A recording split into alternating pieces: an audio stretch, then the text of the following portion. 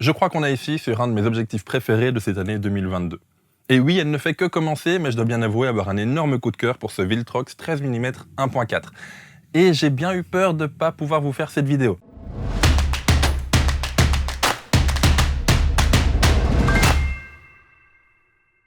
Pour la seule raison que j'ai déjà collaboré avec Viltrox sur le 23 mm 1.4 en fin 2020, une optique que je ne vous recommandais pas du tout, et que je vous recommande d'ailleurs toujours pas, une optique où dès qu'il y avait quelques petites lumières dans le plan, il y avait plein de flares et d'aberrations chromatiques qui apparaissaient de manière totalement aléatoire. Et donc du coup, en sortant cette vidéo, celle sur le 23, je me suis dit que Viltrox ne voudrait plus collaborer avec moi, ce qui semblerait normal.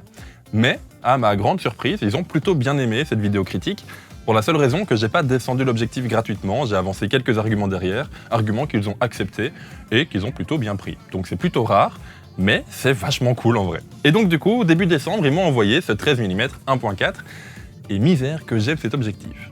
Le Viltrox 13 mm 1.4, c'est donc un objectif en monture X, monture Fujifilm, qui est un équivalent 19,5 mm sur plein format, on va se mettre d'accord tout de suite pour parler d'équivalent 20 mm.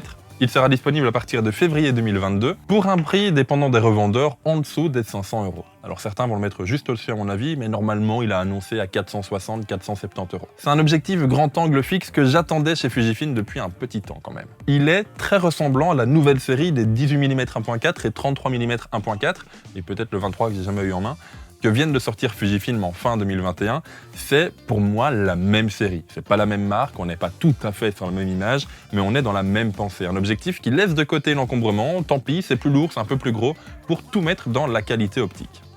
Il y a de quoi faire un titre avec cette dernière phrase, non ? Par rapport au 10-24 de nouvelle génération, on est sur la même grosseur. On est sur un poids de 420 grammes pour un objectif qui, sans son pare-soleil, mesure un tout petit peu moins de 10 cm. On est à 9 cm et quelques millimètres. Pour un diamètre de filtre de 67 mm et une mise au point minimale à 22 cm.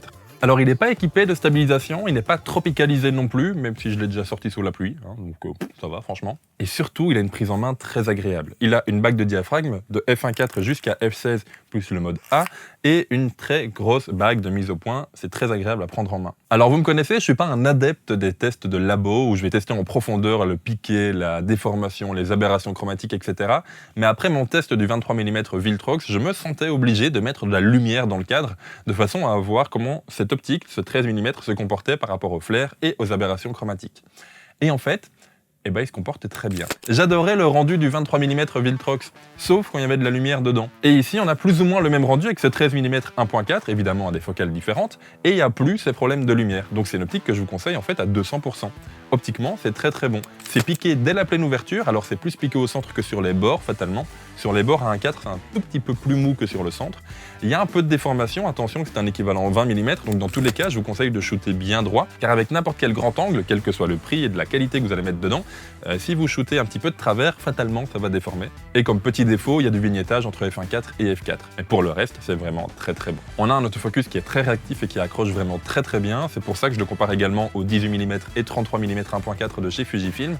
Dans cette série-là, on a vraiment un autofocus qui est très rapide, qui accroche très bien, et ça fait du bien de retrouver ça chez Fujifilm. Alors effectivement, il n'y a pas de stabilisation, et oui, il est un petit peu plus lourd, mais les deux mélangés fait qu'on a du coup une très très bonne prise en main. Je vous montre cette photo-là qui a été prise à 1/8 de seconde, à main levée, et je vois pas de flou de bouger. Alors oui, il y a du flou de mouvement, on voit les gens derrière qui ont bougé sur 1/8 de seconde et qui du coup deviennent flous, mais au niveau du flou de mouvement, il n'y en a pas. Et ça, avec une optique qui serait plus légère, ce serait un peu plus compliqué à faire, tout simplement parce que, avec une optique un peu plus lourde, comme ce Viltrox 13 mm 1.4, eh bien on est stabilisé un peu plus naturellement. Et c'est vraiment très agréable à utiliser, parce qu'en plus de son poids, on va retrouver un gabarit qui est un peu plus gros et qui du coup assure une réelle meilleure prise en main. Alors évidemment, il va y avoir une comparaison sur la chaîne qui va sortir très rapidement entre le Samyang 12 mm f2 et le Viltrox 13 mm 1.4. C'est d'ailleurs marrant que pendant de très longues années, on n'a eu quasiment aucun grand angle fixe chez Fujifilm, et que là, en à peine 3-4 mois de distance, on est un 12 mm et un 13 mm qui sortent. Bref, évidemment, je vais les comparer car ce sont deux optiques qui ne sont pas semblables du tout. On a d'un côté une optique très compacte et qui mise tout sur la compacité, et de l'autre côté une optique qui mise tout sur la qualité optique. Et pour les deux, on a plus ou moins le même prix. On va retrouver la première à 350-400 et la deuxième à 450-500. Donc bref, Évidemment, je vais les comparer, et si tu veux ne pas louper cette vidéo, je t'invite grandement à t'abonner à la chaîne. Alors pour qui est destiné ce Viltrox 13 mm 1.4 ? Tout simplement pour les photographes qui cherchent un équivalent 20 mm.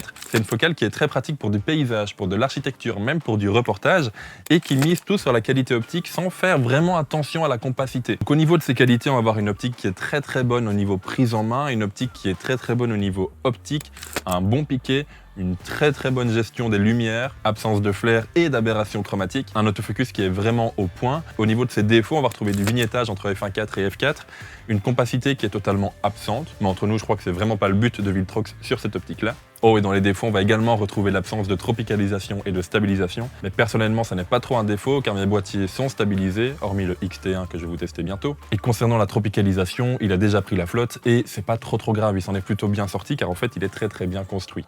D'où son poids également. Bref, j'espère que vous aurez aimé cette vidéo. Si c'est le cas, n'hésitez pas à laisser un j'aime, un commentaire et pourquoi pas à vous abonner à la chaîne si ce n'est pas encore fait. Évidemment, le comparatif va arriver d'ici une semaine, voire une semaine et demie entre le Samyang 12 mm f2 version autofocus et le Viltrox 13 mm 1.4. Si tu veux déjà voir la review du Samyang 12 mm, elle est sortie il y a quelques semaines maintenant et elle est en description. Bref, merci d'avoir suivi cet épisode. Nous on se retrouve très bientôt pour de nouvelles vidéos. En attendant, sortez, faites des photos, faites des vidéos, mais n'oubliez pas, faites ce qu'il vous plaît, c'est le plus important. Et nous on se retrouve bientôt. Ciao tout le monde.